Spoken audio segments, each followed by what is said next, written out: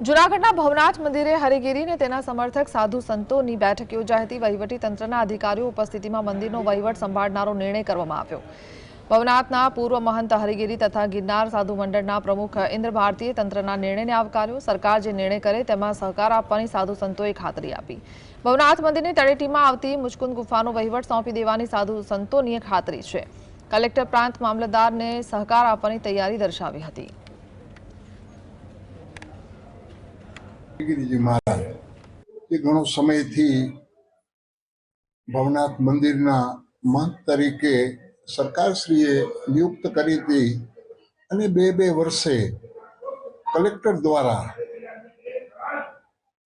जे हुकम आवे छे तो आजे कलेक्टर द्वारा एक हुकम आव्यो के भाई 30 तारीखे 31 तारीखे मुदत पूरी थाय छे अने एनी अंदर मामलतदार नी हस्तक आज मंदिर लेवामां आव्युं छे।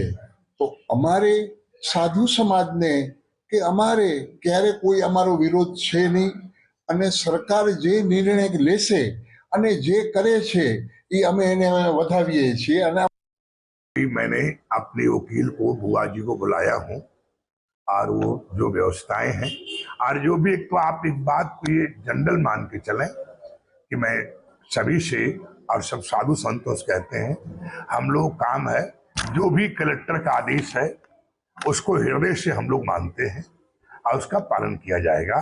उसमें किसी प्रकार से कहीं कोई व्यवस्थाएं नहीं है।